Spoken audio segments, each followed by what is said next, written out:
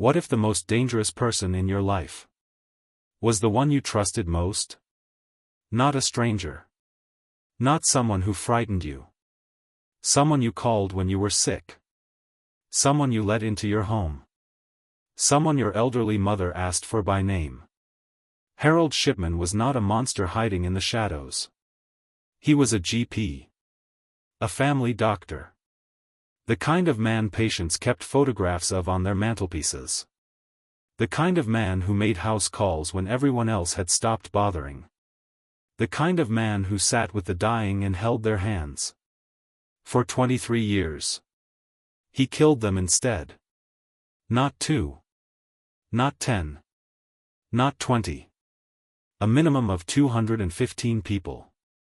Confirmed. In a career spanning 2 decades. In plain sight. In a town where everyone knew his name. And the only reason it ever stopped was a forged will. A daughter who happened to be a solicitor. And a blocked drain. That is where this story ends. Now let us go back to where it began. This is the British Casebook. This is the documented record of the Harold Shipman investigation. If this is useful to your research, leave your analysis in the comments. Hit the like button. Subscribe to this channel. And hit the notification bell so you never miss a new case. The man. Harold Frederick Shipman was born on the 14th of January, 1946. Nottingham. Working class family. Father a lorry driver. Mother Vera. The most important figure in his documented biography. Vera Shipman was diagnosed with lung cancer when Harold was around 12 years old. In her final months the family GP visited the house regularly. He administered injections of morphine to manage her pain. Shipman watched every visit. He watched the needle go in. He watched the relief follow. He watched what a doctor with a syringe could do to a dying person. Vera died in June of 1963. Harold was 17. He later told colleagues that watching his mother receive those injections had been what drove him to pursue medicine. That is the version of events on record. What nobody asked at the time was what else he took from those visits. What else a teenage boy might absorb. Watching a trusted man with a needle make someone's suffering stop. Shipman qualified as a doctor in 1970. He joined a general practice in Todmorden, West Yorkshire in 1974. And that is where the first problem appears. Because within 2 years, he was caught. The first warning, that was ignored. 1976. Shipman was found to have been writing prescriptions for patients. And keeping the medication for himself. The drug was pethidine. A powerful synthetic opioid painkiller. He was using it personally. He was addicted. He was reported to the police. He was charged. He appeared at Halifax Magistrates' Court. He was convicted of obtaining a controlled drug by deception. He was fined £600. He was required to attend a drug rehabilitation program. And then, the General Medical Council. The body whose entire purpose is to decide who is and is not fit to practice medicine in this country. Let him keep his license. No restrictions on his prescribing. No supervised practice. No conditions that would limit his access to controlled drugs. They let him keep going. He applied for a new position. He got it. He moved to Hyde, Greater Manchester. He joined the Donnybrook Medical Centre in 1977. And the killing, which the Shipman inquiry would later determine had already begun in Todmorden, continued. Hyde. Hyde is a quiet market town in Greater Manchester. Working class. Tight community. A significant elderly population. Retired mill workers. Former miners. People who had lived through the war and come out the other side. People who trusted their doctor. Shipman became that doctor. He made home visits when other GPs had stopped. He remembered names. He sat with patients. His list grew. His reputation grew. In 1992 he left the group practice and set up alone. His own surgery. Market Street. No partners. No colleagues watching him work. No one to ask questions. And this is the structural fact that made everything possible. In England and Wales at the time, a GP could certify the death of their own patient. Without any independent review. Without another physician examining the body. Without any mandatory oversight of any kind. If the death appeared consistent with the patient's medical history, the GP signed the certificate. The GP wrote the cause of death. The GP decided whether the coroner needed to be involved. Shipman was the treating physician. Shipman was the certifying physician. Shipman was the only check on Shipman. And Shipman was killing his patients. The method. The method never changed. A home visit. An injection of diamorphine. Pharmaceutical heroin. Administered in lethal quantity. The patient died. Shipman certified the death. He recorded a cause consistent with the patient's age and medical history. Old age. Heart failure. Natural causes. He obtained the diamorphine by writing prescriptions. Sometimes for real patients. Sometimes for patients who did not exist. And retaining the medication. The quantities he was obtaining were significantly above what legitimate patient care could explain. Nobody checked. Not the pharmacies. Not the NHS. Not the prescribing authorities. Nobody. His victims were overwhelmingly elderly women. Living alone. With no one close enough to notice that their doctor had visited. And shortly afterward they were dead. He sometimes called the family himself to break the news. He attended funerals. He stood at gravesides. He expressed condolences. He wrote in some patients' records that they had died peacefully. Seated in a chair. That specific detail. Died peacefully in a chair. Appears across multiple unrelated cases in his records. It would later become one of the flags that investigators noticed. But that came much later. Far too late for the people already dead. The near misses. Here is the part of this story that is hardest to sit with. Harold Shipman was not invisible. He was not hidden. He was noticed. Multiple times. By multiple people. And every time, the system failed to act. 1984. A funeral director in Hyde named Deborah Massey notices that the death rate among Shipman's patients seems higher than normal. She notices that a disproportionate number of them appear to have died sitting in a chair. She raises it informally. Nothing happens. 1993. The coroner's office in Tameside conducts an informal review. Local funeral directors have flagged that the number of cremation forms they are processing for Shipman patients is unusually high. The review is informal. Limited in scope. No formal investigation follows. 1996. This is the one that matters most. A GP named Dr. Linda Reynolds at a neighboring practice formally contacts the coroner's office. She has documented concerns. Shipman is requesting significantly more cremation certificates than any other GP in the area. The deaths are disproportionately occurring at home. During or shortly after Shipman visits. She puts it in writing. She does exactly what the system requires of her. The concern is referred to Greater Manchester Police. The police conduct a review. They look at a sample of cases. They conclude there is insufficient evidence of criminal activity. They close the review. No action is taken. The Shipman inquiry would later examine this decision in forensic detail. Dame Janet Smith's conclusion was direct. Had the review been conducted with appropriate thoroughness? There was sufficient evidence at that point to identify Shipman as a suspect. And potentially to prevent the deaths that followed. How many deaths followed between 1996 and his arrest in 1998? The inquiry assessed approximately 10 to 15. 10 to 15 people killed after the investigation that should have caught him was closed. Kathleen Grundy. 24th of June, 1998. Kathleen Grundy. 81 years old. Former mayoress of Hyde.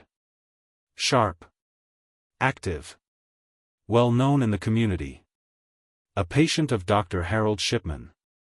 Two friends arrive at her home on Joel Lane for a regular morning visit. They find her dead. Seated on her sofa. Shipman is called. He attends. He certifies the death. Cause of death, old age. Entirely routine. Entirely consistent with dozens of previous cases. And then Kathleen Grundy's daughter receives a phone call. Her name is Angela Woodruff. She is a solicitor. A firm in Hyde is claiming to hold a will signed by Kathleen Grundy. Woodruff has never heard of this firm. She obtains a copy of the will. She reads it. Kathleen Grundy's entire estate, valued at approximately £386,000, has been left to Dr. Harold Shipman. Woodruff knows immediately that this is wrong. She handled her mother's actual will herself. It makes no mention of Shipman. She examines the document. The typing is poor. The witnesses are people her mother barely knew. The language is not right. This is a forgery.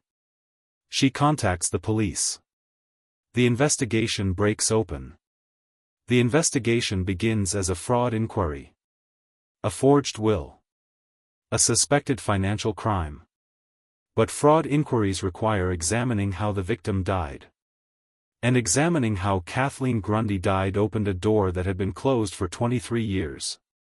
Detective Superintendent Bernard Postles of Greater Manchester Police took charge. His first move. An application to exhume the body of Kathleen Grundy. The exhumation took place on the 1st of August, 1998.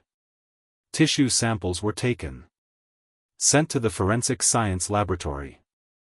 The results came back. Kathleen Grundy's body contained morphine. Not a therapeutic dose. Not an amount consistent with any legitimate medical treatment. A lethal quantity. She had not died of old age. She had been killed.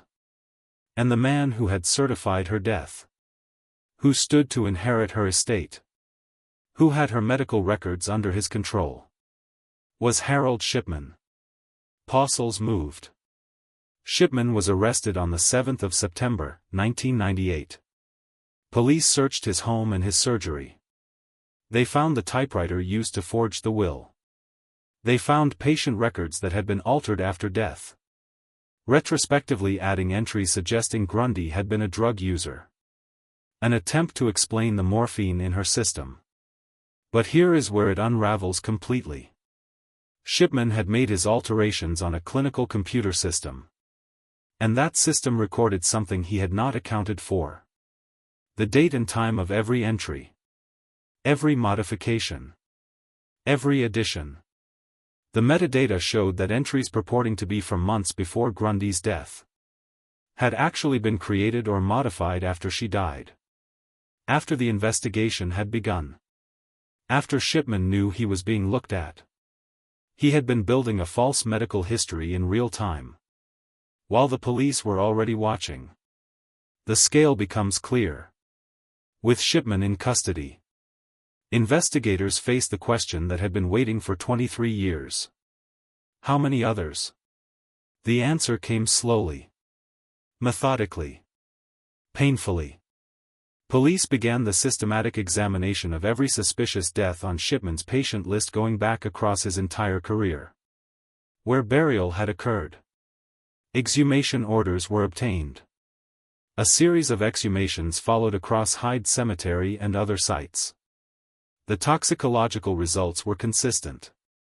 Case after case. Morphine levels significantly above any therapeutic range. Simultaneously, investigators analyzed his prescribing records. The quantities of diamorphine he had obtained over the years versus the quantities that could be accounted for by legitimate patient care.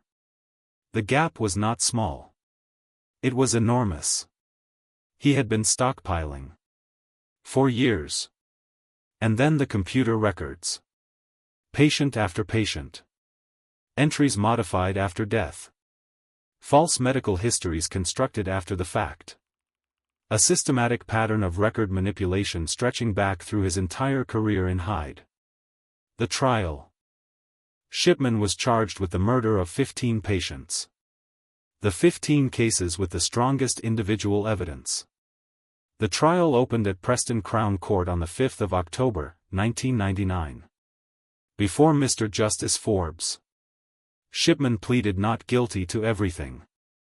The prosecution was led by Richard Henriquez QC. The case rested on 4 things. The toxicological evidence from the exhumations. Lethal morphine concentrations in body after body. The prescribing records showing systematic overacquisition of controlled drugs. The computer metadata showing records had been altered after deaths occurred. And the witness testimony from families whose accounts of the circumstances of their relatives' deaths were completely inconsistent with the natural death scenarios on the certificates. Shipman's defense argued that the morphine findings were explainable. That the prescribing anomalies were within legitimate clinical range. That the record alterations were routine administrative updates. The jury deliberated for 6 days. On the 31st of January, 2000. Guilty on all 15 counts of murder. Guilty on the forgery charge. Mr. Justice Forbes sentenced Shipman to life imprisonment on each count.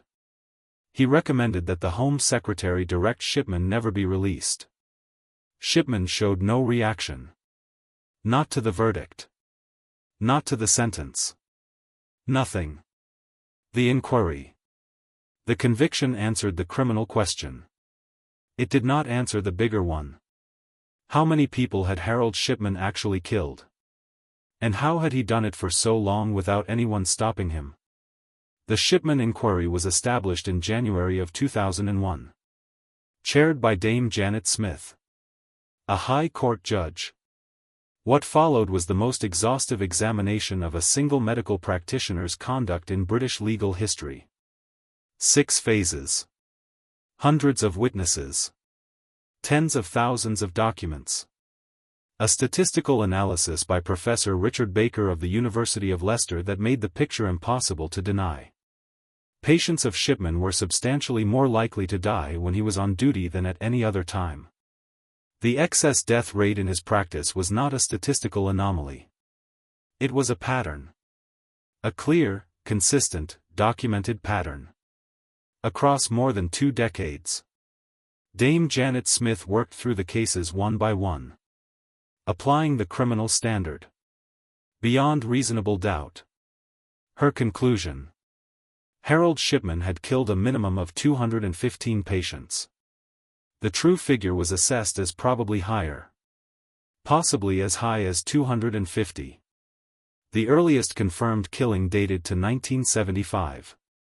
The year before his drug conviction. The year before the GMC had the chance to end his career and chose not to. The failures.